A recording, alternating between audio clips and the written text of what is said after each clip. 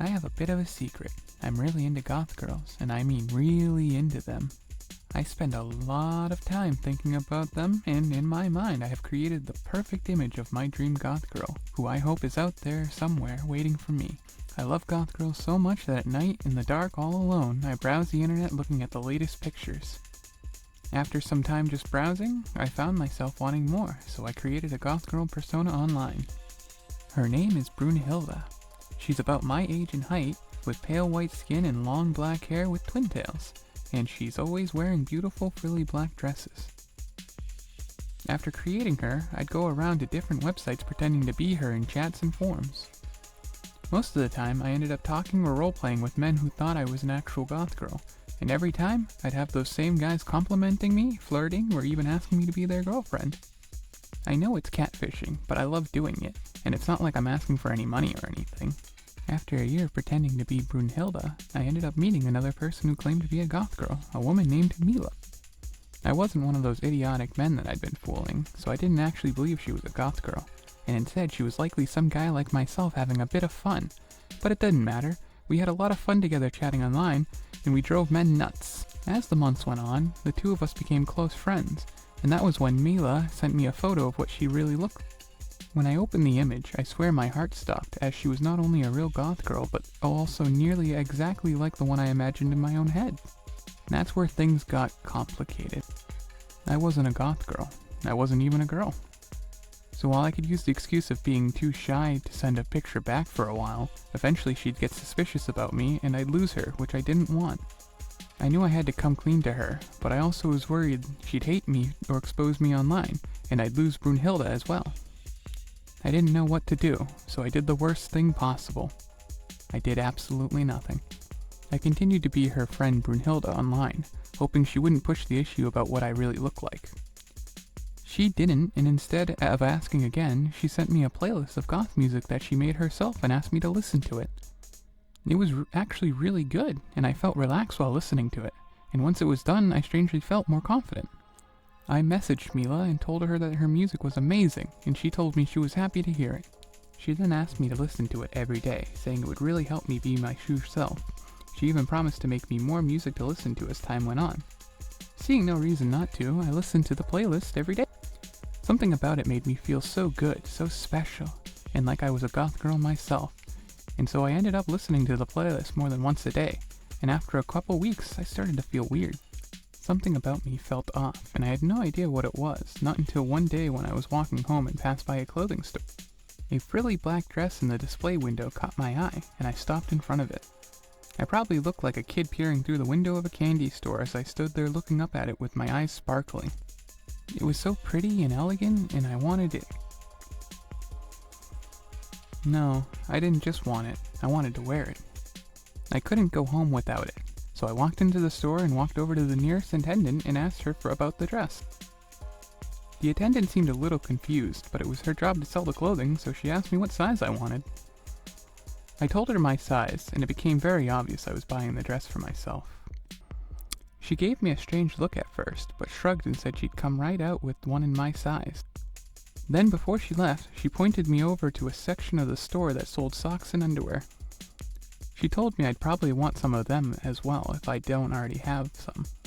She then went into the back, and I went over to the section she pointed out. I started browsing through the underwear, and all of it was different, but it was all so cute, but I needed something specific. So I ignored everything that wasn't black, and picked out a week's worth of underwear and socks, along with a cute little A-cup bra that seemed to be the right band size for my chest.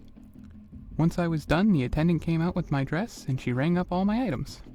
I paid for it all, and the attendant packed everything into a shopping bag, along with something else that she said was on the house, and would help me with my awakening. She then wished me the best as I left the store, and started running home. As soon as I was through the door, I pulled everything out of the bag and removed the clothes I was wearing. I then slipped the underwear and bra on, then grabbed the dress. I held it in front of me for a moment, feeling my heart race from excitement. I unzipped the side of the dress, then slipped myself into it from the bottom. Once my neck was through the top hole, and my arms were through the sleeves, I zipped the side of the dress up, securing it in place around my body. I felt so amazing and happy that I started giggling and twirling around. but I stopped after a moment and regained my composure. I looked over the rest of the things I bought and noticed the thing the attendant gave me for free. I opened it up and was pleasantly surprised to find a long black wig with twin tail attachments inside. It was exactly what I needed to complete my look, so I pulled it out and put it on. With it, I was officially a cute goth girl. Well, at least I looked like one. I was so happy and excited with how I looked, but I didn't really have anybody to share it with, which was disappointing. But that was when Mila sent me a message asking me what I was up to. My face lit up instantly and I lifted my phone up. I snapped a picture of myself and sent it to her with a message about how I just bought this super nice dress. She sent me nearly 1 million messages after that about how cute I was and how proud of me she was for no longer being as shy about who I am. She finished up by saying that I should come over to her place since we lived in the same city. I was a tad bit confused as I didn't remember telling her where I lived, but she sent me her address, and she was right. She was only a couple blocks away, and I told her I'd be right over. Then I put a pair of shoes on. I then grabbed my earbuds and slipped them in so I could listen to her playlist as I walked over to her house. Once I arrived and rang the doorbell, I suddenly got nervous. Though I sent a picture of myself, I still haven't told her I was actually a boy. I got worried she'd hate me again, but when she opened the door, she jumped into my arms and hugged me, saying she was so happy to see me. She then let me go and dragged me into her bedroom. Once I was seated on her bed, I blurted out the truth. I was actually a boy and how I lied to her. Mila didn't seem surprised at one bit. In fact, she revealed she knew. I was a bit taken aback by that, and went to stand up, but she told me to freeze, and suddenly I was unable to move.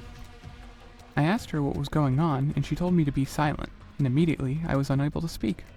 After looking down and chuckling at me, Mila began to explain what was going on. She knew the whole time I was lying, and had planned to expose me to the world, but after seeing how into being a goth girl I was, she realized I wanted to actually be one, so she started helping me out. The playlist I've been listening to was actually filled with hypnotic suggestions, and every time I listened to it, I hammered becoming a goth girl more and more into my mind, all until I finally gave in and turned myself into one. She also said that she may have also added it so that I was fully under her control, which was why she could make me stop moving. She told me she wouldn't do anything weird with that power, but she was going to set a few ground rules for me. The first was that from now on, I can only refer to myself as a girl. I am a girl named Brunhilde, and not a boy with whatever my old name was. The second was that from now on, I'll only wear female goth clothes, specifically dresses if I can. Third, I wasn't allowed to complain or act like a boy in any way anymore. The fourth and final one was the most surprising. From that moment on, I was to be her girlfriend. Each command clicked in my head, becoming a permanent part of who I am now. Once she was done, she allowed me to move and speak again. She then walked up to me and planted a kiss on my cheek, after which she welcomed me to my new life as a goth girl. She then took my hands and said it was time for the next step in my journey, learning how to do my own makeup. Hello, Riley here. If you enjoyed the video, if you did, please consider leaving a like or perhaps even subscribing. Also consider checking out my Patreon page where you can get tons of benefits from early access to my stories, exclusive stories, bonus content, and more. Anyways, thanks for watching the video. I hope you have a wonderful day.